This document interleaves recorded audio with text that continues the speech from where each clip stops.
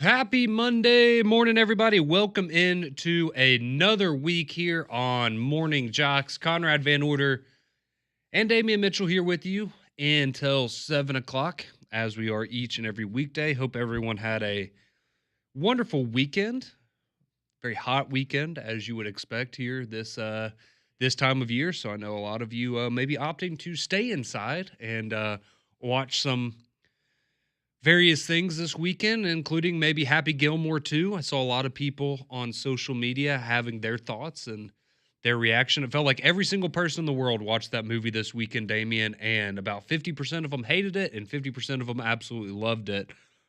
So we might get into that here in a little bit because I know I watched it on Friday, like a lot of you did as well. But hope everyone, again, had a wonderful weekend and you are ready to go this week, because this week, I don't know if you can smell it in the air, Damien. I smelt it this morning when I woke up, got in my car to come up here and do the show. But it's here.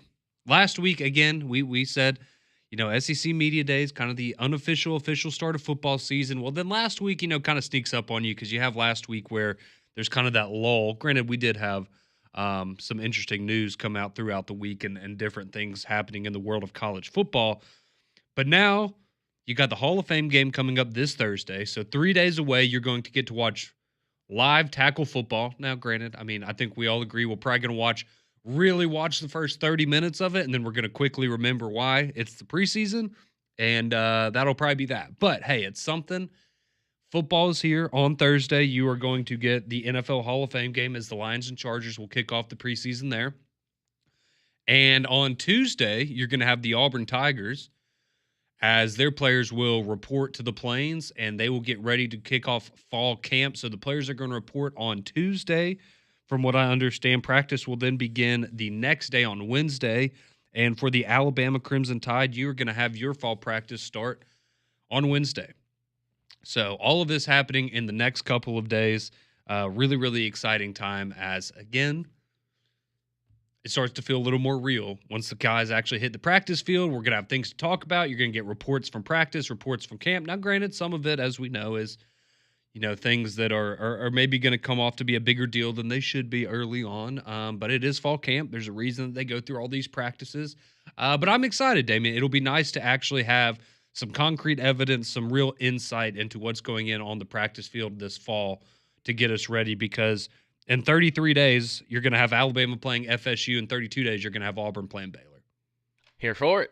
We're here for it. Yeah, I'm with you, man. It's especially I go back to my playing days of just how mentally locked in you have to be for this period of time. Like it's a wake up football, midday football, at the end football. Like these guys that are about to get ready for fall camp. It's brutal. It really is, especially now with the heat that's especially here in Alabama.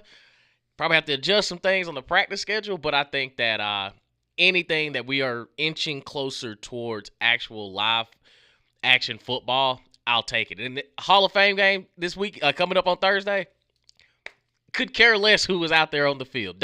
Not gonna look at it. Anybody saying, "Oh man, he's gonna make the 53." I can tell. Like, I don't care. I'm just happy that that I don't have to watch a replay of a game anymore. My God, we got something to at least tune our eyes on, even if you don't watch the full game. I was about to say, you can have it on in the background, the ambiance, the crowd noise, all of that stuff will be nice. Because, you'll get one drive with the actual starters, right? And that's probably and that's about all you it. need. Yeah, and that should be about all you need. So, but it should be a good one with the Lions and Chargers, so two of the better teams in the league. I know you're excited to watch Jared Goff go and do his thing for about 5 to 6 plays, and then you'll get to watch your guy Hendon Hooker, though. I imagine he'll get a little bit of playing time as the backup there in Detroit to Jared Goff. Yeah, he needs to go out there and do what he does best. Throw a lot of passes. Create some value in case the Titans need a... no, we're fine.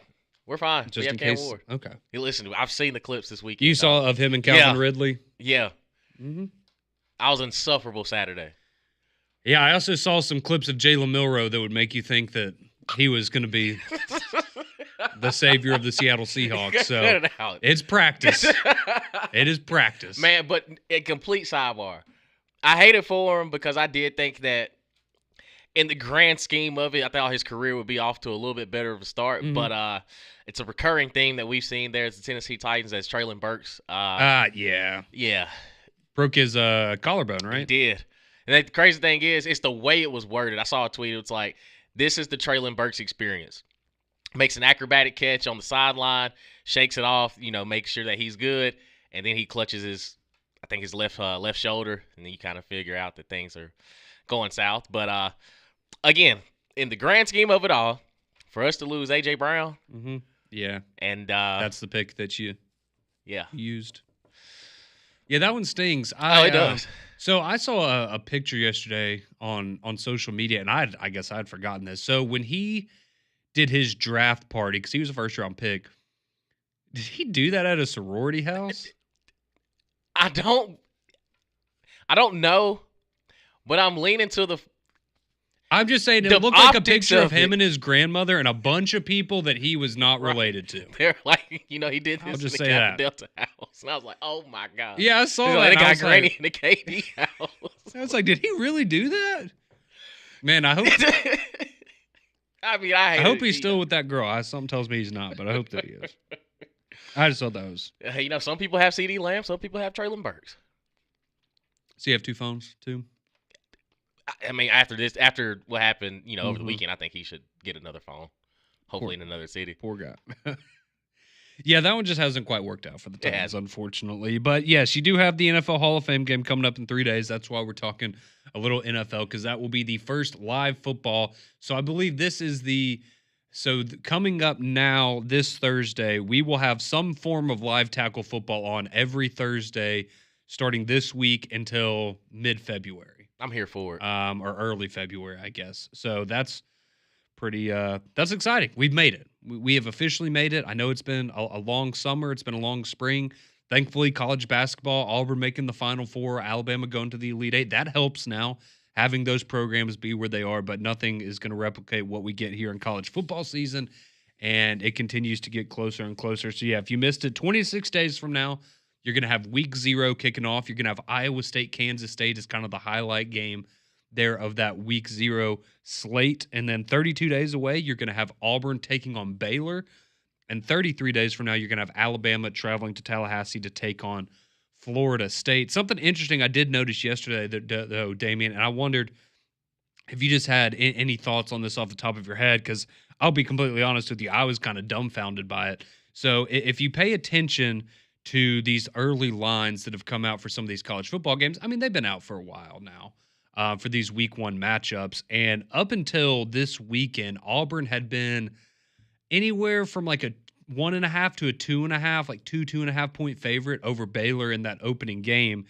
And then I saw yesterday where Baylor has now flipped and they are now a 1.5 point favorite. So you've had about a 3-4 point swing there in that line in the last couple of days. Did you have any thoughts on why that might be? Because I was, I texted a couple people last night and said, hey, have you seen this? Like, oh, yeah, no, it's legit. I just went and looked myself, but yeah, it's not like you've had any injury news or anything like that that would make you, that's a pretty big swing in the grand scheme of things when you go from being about a 2-point favorite on the road to now Baylor being a 1.5 point favorite at home, which isn't a surprise that they're the home team that they're Right. favored, but just that Auburn had been up to this point. Yeah.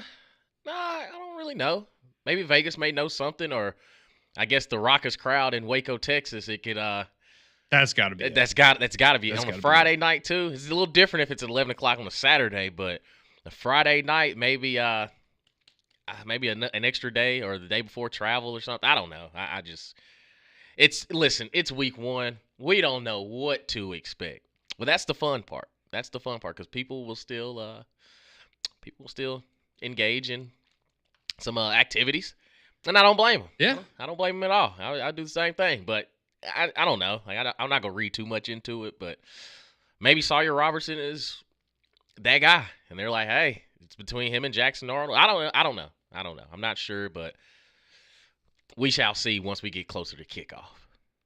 Yeah, we certainly will. I think that's going to be. An excellent game. I mean, I honestly think that game, from just where you look at where those programs are, look, it's not going to be a Texas Ohio State, right, in terms of the national scale and the attention that it's going to get, but I think it's going to be one of the very best matchups of that first weekend, I guess first official weekend after week 0 of college football. So very, very excited about that. But yeah, I just thought that was kind of interesting that Auburn had taken a dip there because I mean, again, I'm going into that game with the expectation that Auburn's going to win that football game. I think they should win that football game. I think they really need to win that football game for a few reasons.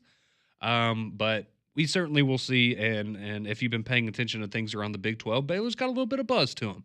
And Damian mentioned it. Sawyer Robertson, one of the better quarterbacks in the country coming back this year. So going to be an exciting one there on August 29th as Auburn will take on Baylor to kick off their 2025 college football season. But we did have some other things going on over the weekend. You had the Braves in action, and we have the trade deadline. So the Hall of Fame game's on Thursday. That's also when the MLB trade deadline is.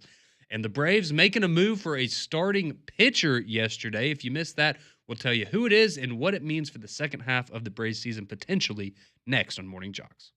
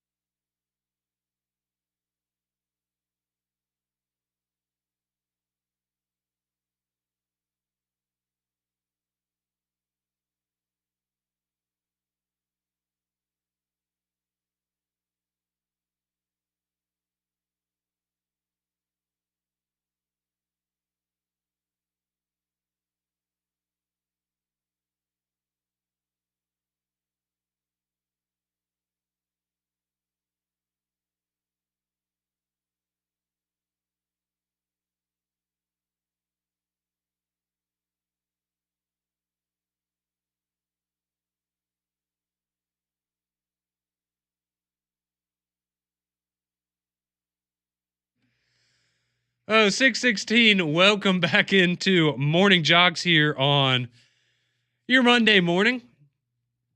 Got some beef going on the text line here. I didn't know this is how we were going to start off the week here with talking a little Auburn Baylor here, but we've got our resident Auburn fan, Don, chiming in on the text line. He says, "Hey, I hope you guys had a good weekend. I'm glad that we are an underdog now, talking about Auburn versus Baylor. Put it on the bulletin board that no one respects you this year. Shock the world, baby." It's 2025, dog. There's no such thing as bulletin board material. And how would you like? I don't get that. Like that's a backwards line of thinking. Well, okay, so I'll disagree with you a little bit on that. I will buy into the bulletin board material a little bit.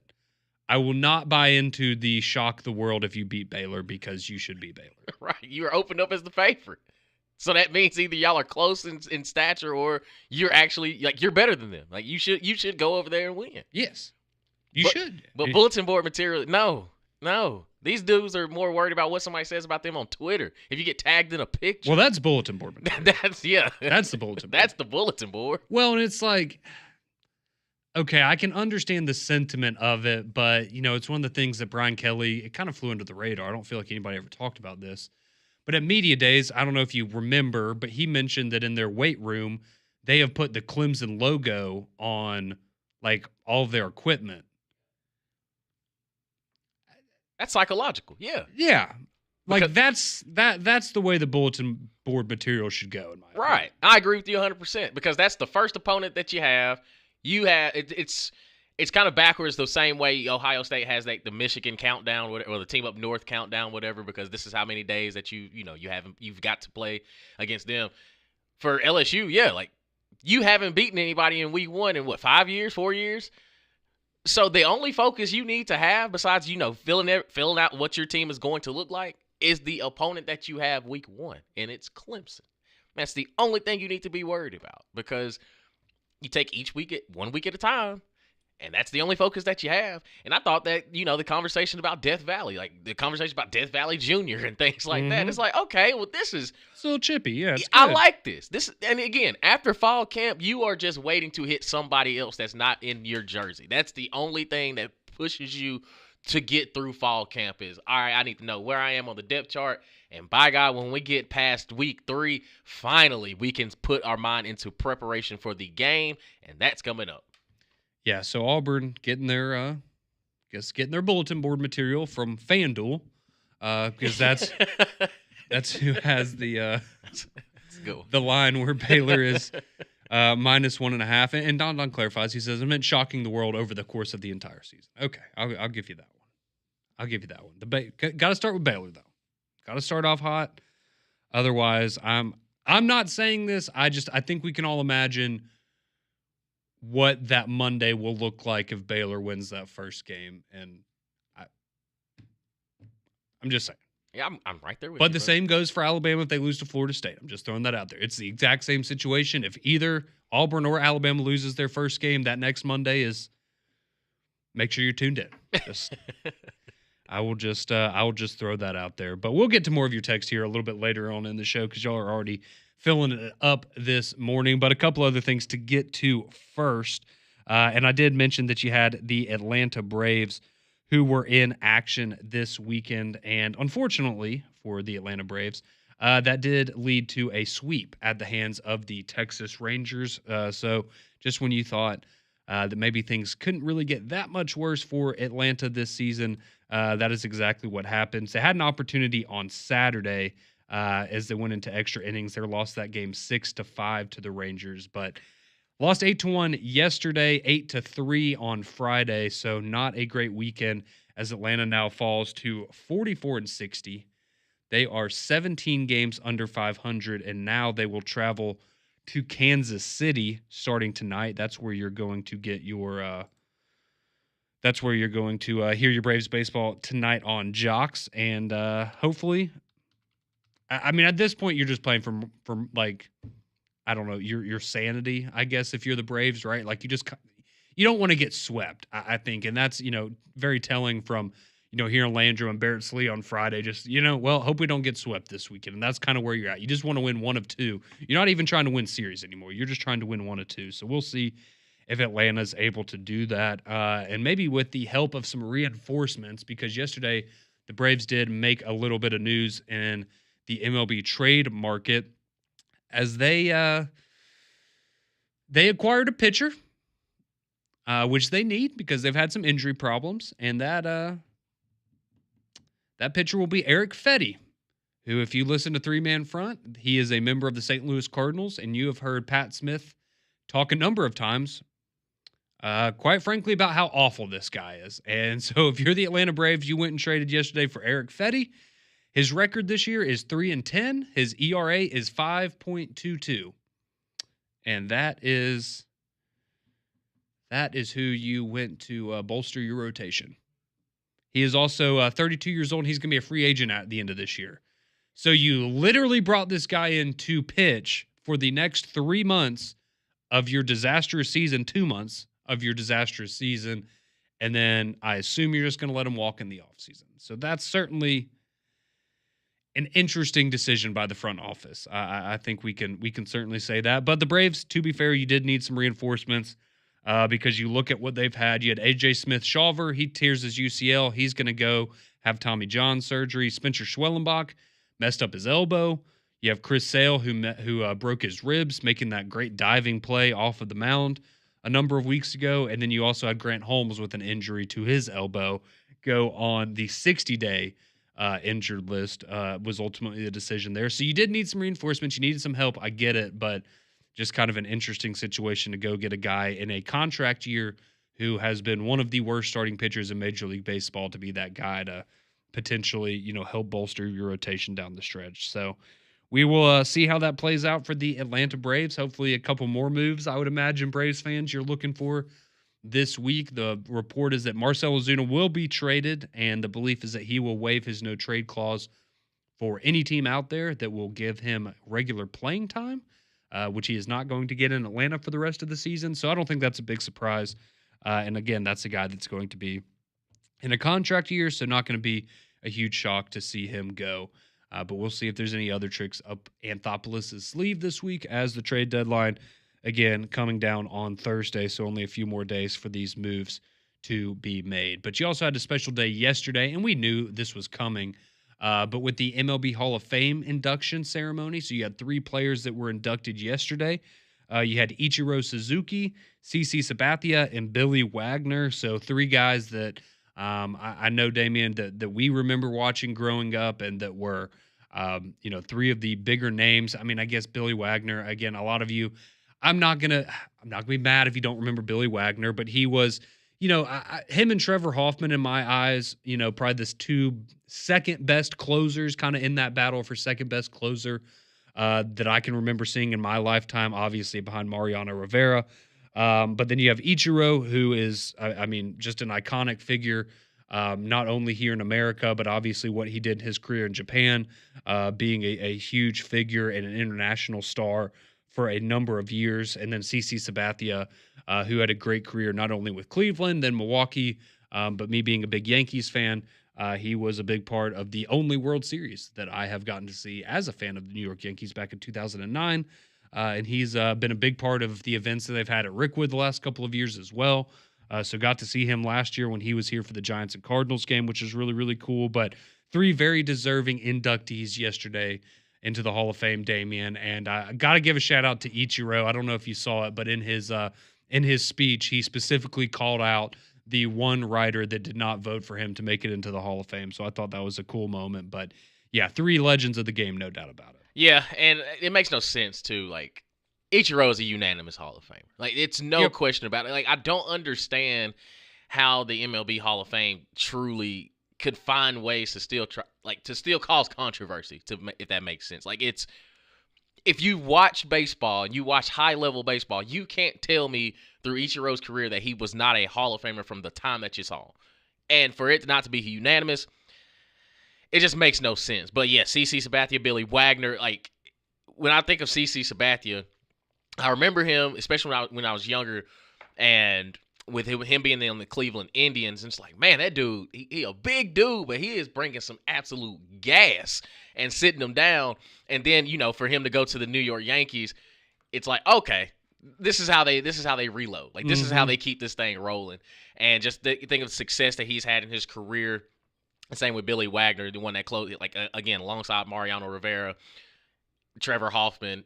When you want the door closed, that's who you want on the mound to make sure you save the game. And again, for the illustrious career that they've had, it's great to see. Great to see. And it's also a point that we're getting a little bit older now when we can say we saw these guys play, and we saw them play in their prime, and they had an impact on us growing up and watching the game. And just congratulations to those guys. Yeah, well, and I think that's the cool thing is like you just said, right? We're now at, we're about to be 30, both of us, and I know a lot of people out there are like, oh, y'all are still so young, and I get that, but at the same time, it is cool to now be at a point where you're getting to watch these guys that are getting inducted into the Hall of Fame, and you're going, oh, those were like some of my favorite players growing up, and having those memories associated with them, and not, just hearing stories about people or having to go back and watch old highlights on YouTube or whatever, but, having actual, tangible memories that you remember growing up and watching these guys. But you did bring up the fact that Ichiro, we were talking about how he fell one vote short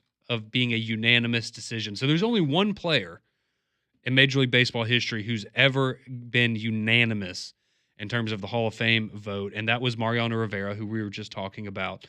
So Ichiro, he falls one vote short of unanimous, and there's one other player who had that happen to him. Damien, do you remember who it was? Was it Ken Griffey Jr.? Ken Griffey Jr. had 3 votes short, which that is wild Still to me. That no doubt that he should have been unanimous as well as Ichiro. Derek Jeter, he also fell 1 vote short back in 2020 when he had 396 of 397 votes, which again, it's what more could somebody possibly do in a career to be a unanimous Hall of Famer? No one's asking you to say that he's the best player of all time, but when it comes to being a unanimous Hall of Famer, I mean, I feel like you're really, really splitting hairs there if you find a reason to leave him off your ballot. But yeah, I think at the end of the day, it's a funny moment for Ichiro. He can still walk away. He's in the Hall of Fame. So ultimately, who cares how many votes you ultimately got? But yeah, big day there for those former MLB stars as they were inducted into the Major League Baseball Hall of Fame. But want to get back to the college football conversation here coming up in just a couple of minutes, because we talked a little bit this morning about how the season is right around the corner. You got fall camp starting this week, and what are some of the potential roadblocks for contenders this year? When you look at the teams in, the top 12, top 15 of the preseason rankings, what do those teams need to do this year? What are their, kind of their final question marks between them and a national championship? We'll dive into some of those. We'll share them from around the SEC and other conferences as well as we continue to get you ready for the college football season right here on Jox.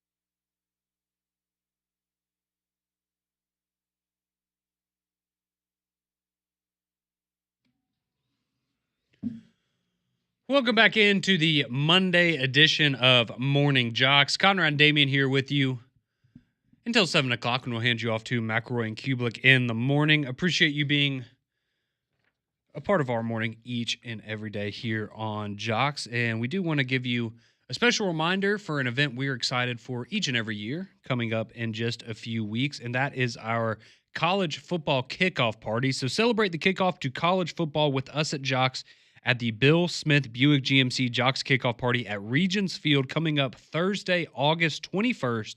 And the only way for you to go is by winning tickets. And to win a pair of tickets for you and a guest, just text the keyword kickoff and your full name to 205-834-9450. Again, text the keyword kickoff with your full name to 205-834-9450.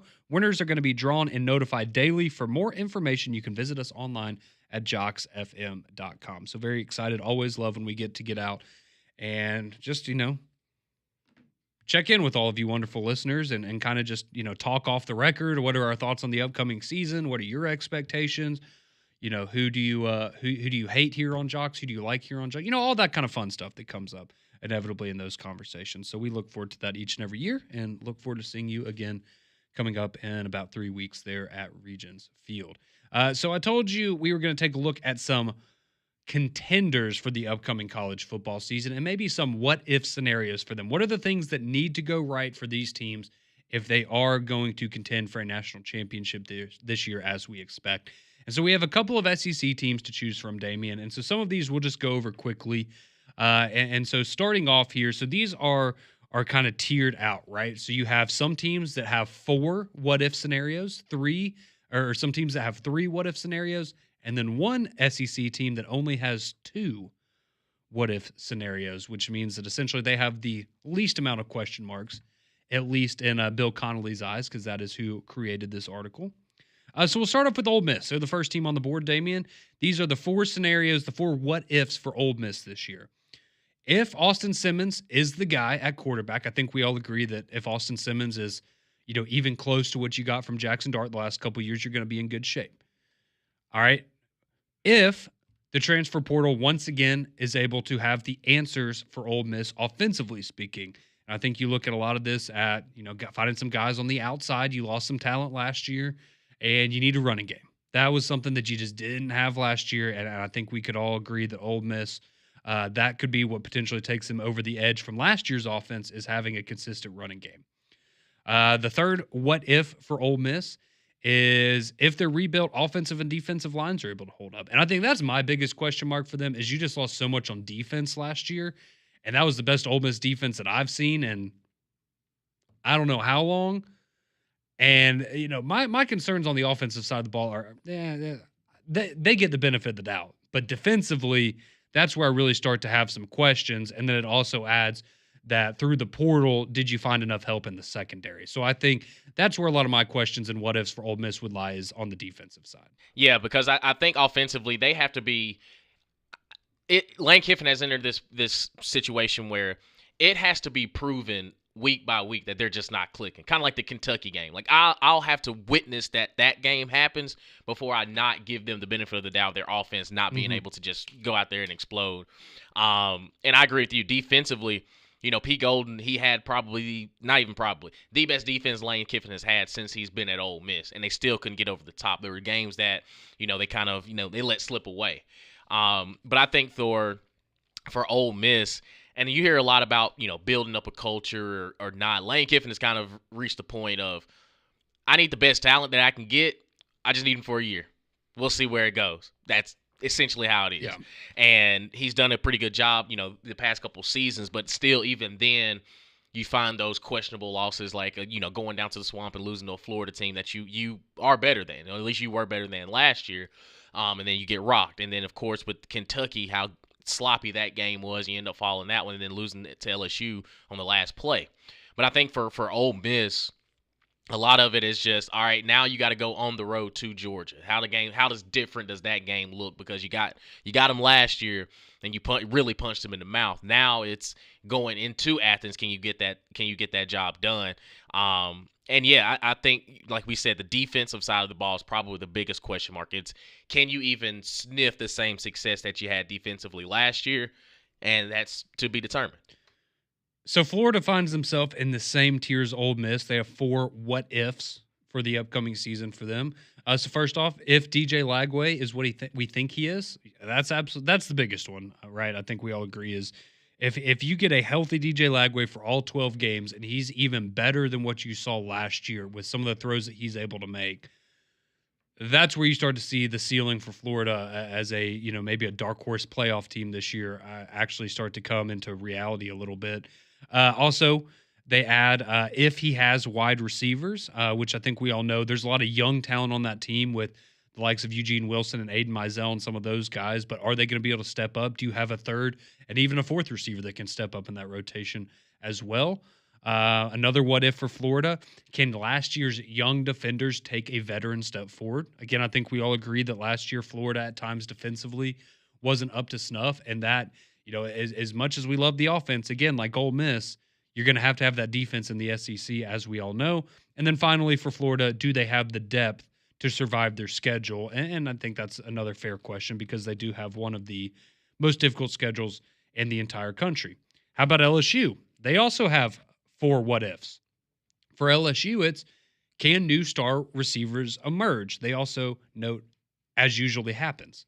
So yeah, that's one of those things I don't really have questions about with LSU and wide receivers. They're very similar to Ohio State with me, where it's even if I didn't know who the names of the guys were, one of them is going to be a first round pick in 2 years. Like, it's pretty much guaranteed. So I don't have a ton of problems there. Again, they go for LSU. Have they been able to rebuild that offensive line, which you are losing a lot off of that offensive line, including Will Campbell, who was a top 10 pick in this past year's draft? Can the portal transfers in the secondary make a big difference? I absolutely agree with that. The defense definitely took a step up in Blake Baker's first year last year, but they're nowhere near what we're used to seeing from LSU, about a decade ago when they were right up there with the very best in the country. And then finally, it says, are your risks better rewarded in terms of, are you getting burned on a lot of these plays? Are you being aggressive on defense, but you're not making up for it with turnovers on the back end, right? Are you kind of letting that even out with the style of defense that Blake Baker likes to call? And we will certainly have to wait and see on that one for LSU. So those are your teams with 4 what ifs out of the SEC. Now the teams with 3 what ifs in the SEC. One of those will be the Texas Longhorns, Damian. And again, they start off, if Arch Manning is as good as advertised, boom, no doubt about it. No doubt about it. Also, do the young receivers give Arch Manning the support that he needs? Because you are having to replace a number of guys, including Isaiah Bond, who, we can make all the jokes that he wants, but he was a veteran wide receiver who I'm sure they would be really happy to have right now. Dang, that's the first time I heard you say his name in a long time. We can move on now. I'm over it since, joke's on him now, so we can move on. Fair enough. Yeah. And then third for Texas, in terms of their what ifs, it would be yet again, can the defensive and offensive lines hold up? Because we know trench play in the SEC is important as always. Now, how about the Georgia Bulldogs? This one they note, I like how they worded this one differently. It says, if Gunnar Stockton is as good as Kirby Smart says he is. I like the way that they phrased that. Right to the point. And I think we all agree that, Gunnar Stockton, I kind of view him and Ty Simpson in like similar boats where you look at all the talent around him and you go, surely you're going to find a way to make this work because you're just on such a talented roster.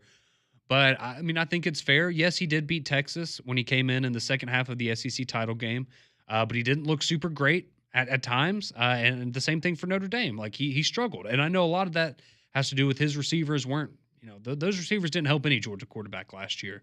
But Gunnar Stockton's certainly going to have a big year for Georgia if they want to compete for national championship.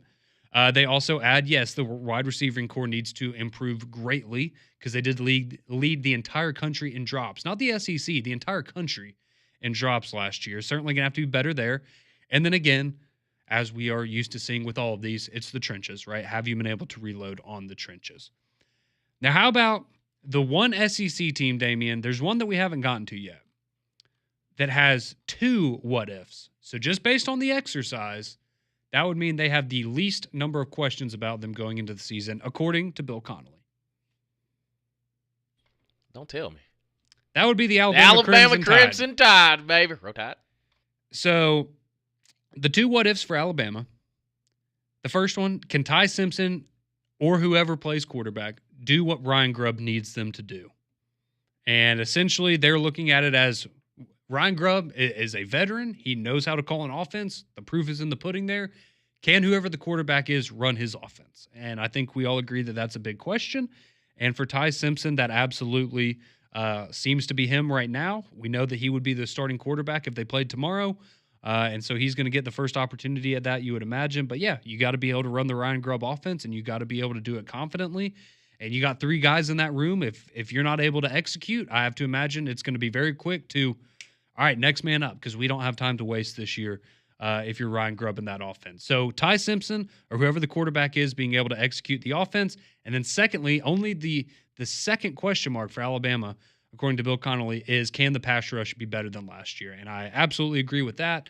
The number of times that I saw LT Overton get in the backfield last year and put his hands on a quarterback and not get a sack made me sick to my stomach. And those are the kinds of things that you have to be able to fix. You have to be able to improve on this year, especially for a guy like LT Overton, right? That's what takes you from being a second-round pick to a first-round pick, and why I have to imagine he came back for another year along with some of those other guys up front. So that's how you have it for Alabama, according to ESPN and Bill Connolly.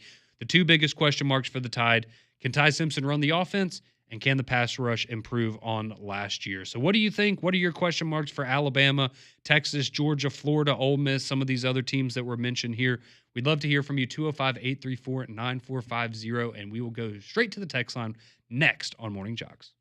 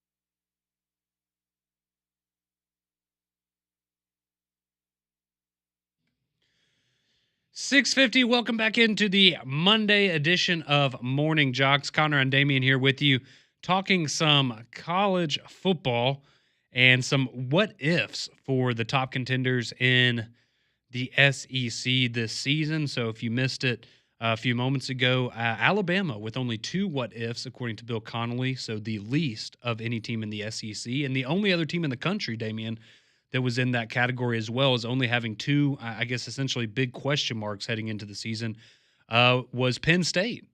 And that the one for Penn State was, can Drew Aller take the next step and be a national championship quarterback? And then can his receivers beat man coverage? Those were the 2 what ifs for Penn State. And Alabama's were, can Ty Simpson run the Ryan Grubb offense, and can the pass rush improve over what we've seen the last couple of years? So some of you chiming in on the text line, 205-834-9450, brought to you by Courtesy GMC. And that is where we will head right now.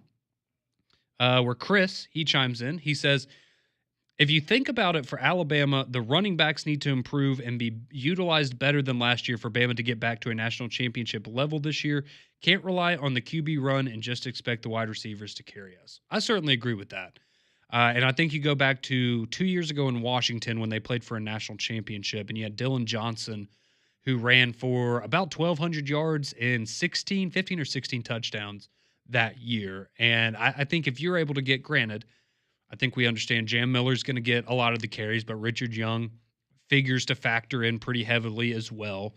And so, maybe you don't have a 1,000-yard rusher for Alabama this year, but you're absolutely going to have more from the backfield than you did last year because, let's be honest. Last year, the running game was Jalen Milroe, and a lot of that was necessity because, did any of us want to see what that looked like in the second half of the season if he dropped back and threw it 40 times a game? I didn't. No, wasn't ideal. No, I wouldn't have wanted to see that. So, yes, that is definitely something that's going to have to be a little bit better this year. Another text coming in. I'm worried about tight end for Alabama. The guys that we lost to graduation were solid but unspectacular. We need some of the young bucks to step up, and it would help if Danny Lewis Jr. can stay healthy for once. Yeah, the injury problem has been real. You were down to, they were scraping the bottom of the barrel in spring practice because of the injuries. But Cuevas is going to be the main guy, I think, at tight end. But I agree in the sense you need a Robbie Oods guy, right? You need somebody that's just gonna be a dog and block for you, and not be worried about how many catches he gets every game, how many touchdowns he has, how many yards he has. I'm that 6th offensive lineman, and that's what you need to identify if you're Alabama, and so we will see. But yeah, I think tight end definitely another position that we need to see somebody step up for Alabama.